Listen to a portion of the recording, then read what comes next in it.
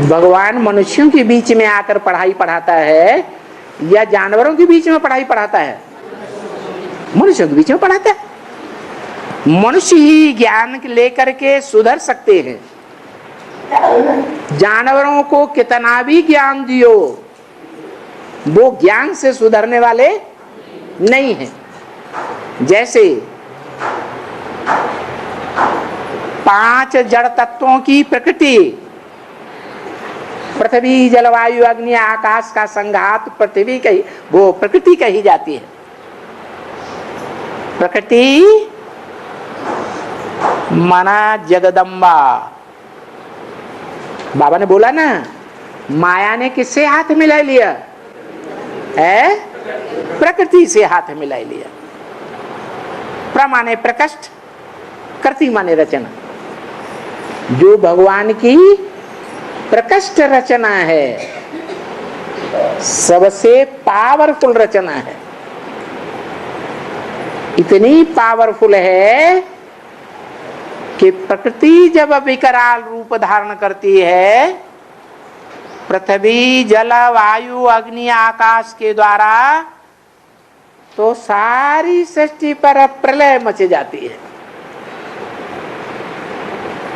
सारी पृथ्वी जलमग्न हो जाती है।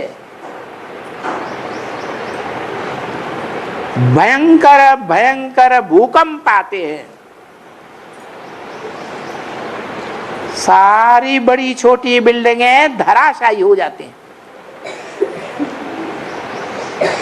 एक भी मनुष्य मात्र, एक भी प्राणी मात्र इस सृष्टि पर जीवित नहीं बचता। सबको अपना अपना शरीर छोड़ करके आत्मलोक में जाना पड़ता है। माया से भी ज्यादा पावरफुल कौन है? प्रकृति। इसलिए माया भी जब तंग आ जाती है हम बच्चों से,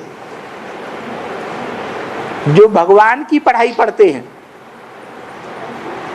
भगवान से योग लगाते हैं, तो जो माया बेटी है भगवान की, वो भी तंग हुआ जाती है।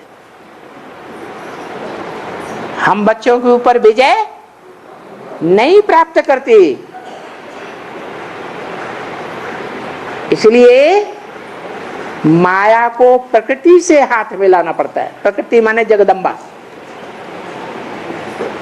जगदम्बा को तुम बच्चों के मुकाबले जड़त्वमयी बुद्धि कहेंगे या चैतन्य बुद्धि कहेंगे?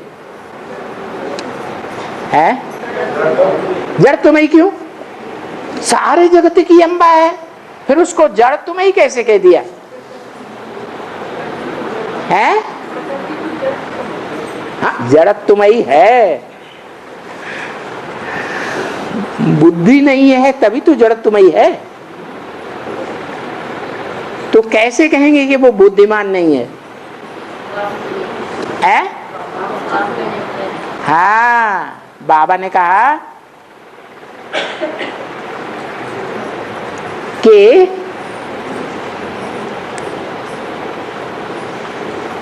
बाप को पहचानती है और पहचान करके फिर भूल जाती है।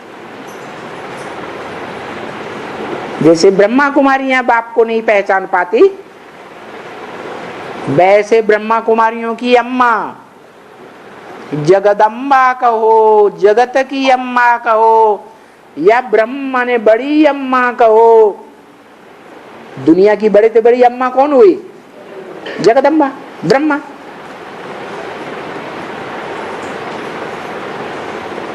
वो ज्ञान चंद्रमा ब्रह्मा जगदम्बा का जो तामसी रूप महाकाली है, उसमें चंद्रमा के रूप में दिखाते हैं कि नहीं? वो उसमें प्रवेश करता है तब जगदम्बा है। तो जड़त्वमयी बुद्धि है दोनों की, ज्ञान चंद्रमा ब्रह्मा की भी और जगदम्बा की भी। जड़ बुद्धि है या तुम बच्चों के समान जिन्होंने बाप को पहचाना है, चैतन्य बुद्धि है? जड़ तुम्हारी बुद्धि है। बाबा उलहना देते हैं, मेरे साथ रहने वाले बच्चे। और जगदम्बा तो कैसी बच्ची है? तुम बच्चों में सबसे जास्ती लंबे समय तक बाप के साथ कौन रहा? जगदम्बा रही। ज्यादा संग का रंग किसने लिया? तुम बच्चों में सबसे जास्ती संग का रंग जगदम्बा लेती है। जो जगदम्बा संग का रंग भगवान का लेकर के इतनी पावरफुल बन जाती है कि जब तामसी रूप धारण करती है तो सारी दुनिया के जितने भी असुर हैं, सारी दुनिया में असुर है या कोई देवता भी है? सारे ही असुर हैं। दुख देने वालों को असुर कहा जाता है। सबको खलास कर देती है, सबकी बुद्धि मोड़ लेती है, सारी दुनिया पर राज्य करती है। सिख लोगों में गायन है, राज करेगा खालसा। क्या इस सारी दुनिया पर कौन राज्य करेगा? खालसा राज्य करेगा। तो देखो इतनी पावरफुल। मेरे साथ रहने वाले बच्चे वो भी मेरे को भूल जाते हैं। तो जब भूलते हैं तो बुद्धि ने फैसला किया। बुद्धि फैसला कर पाती है या नहीं कर पाती है? बुद्धि फैसला नहीं कर पाती। माने बुद्धि इतनी तीक्ष्ण नहीं है तुम बच्चों के समान, जो बाप को पहचान सकें और बाप के साथ अंतिम समय तक, लक्ष्य की प्राप्ति होने तक। नारी का लक्ष्य क्या है? नारी से लक्ष्मी बनना। वो बन ही नहीं पाती। जगदम्बा इतनी पावरफुल आत्मा जिसका नाम देते हैं प्रकृति। कैसी कृति भगवान की? कैसी रचना? प्रकाश रचना। और वो भगवान को न पहचान पाने के कारण नारी से लक्ष्मी पद नहीं प्राप्त कर सकती। तो बुद्धिमानी का काम हुआ या बुद्धू बने का काम हुआ? है बुद्धू बने का काम हो गया।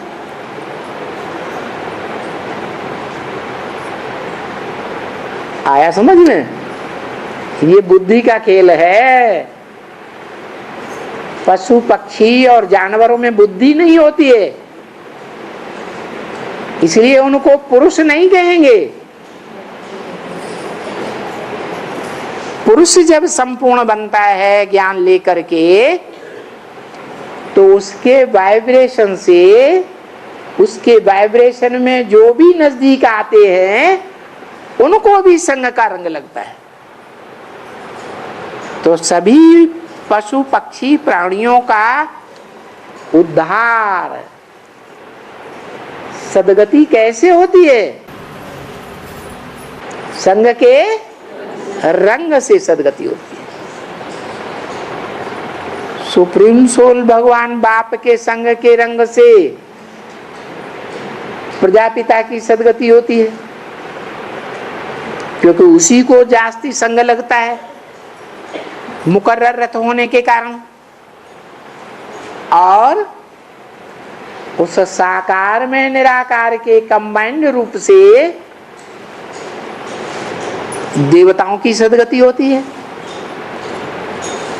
उसके बाद मनुष्य मात्र की सदगति होती है। फिर जो गंदे वाइब्रेशन चलाने वाले हैं, भगवान का ज्ञान पूरा नहीं समझ पाते हैं, भगवान के चलाए हुए अनुसार अपनी इंद्रियों को, अपनी वाचा को, अपने वाइब्रेशन को नहीं बना पाते, उनका विनाश हो जाता है। असुर संहारणी के द्वारा। और श्रेष्ठ आत्माएं बचती है। उन श्रेष्ठ आत्माओं के वाइब्रेशन से 5 तत्वों का उद्धार होता है। पहले अपने शरीर के 5 तत्वों का उद्धार होगा या बाहर के 5 तत्वों का उद्धार होगा? पहले अपने शरीर के 5 तत्वों का उद्धार होता है, कंचन काया बनती है। बाद में उन शरीरधारियों के संग के रंग से जितना भी इस पृथ्वी पर वायुमंडल होता है, प्राणी होते हैं, उन सब की सदगति होती है। वो ज्ञान से सुधरने वाली नहीं है। काहे से सुधरेंगे? संग के रंग से सुधर जाते हैं। और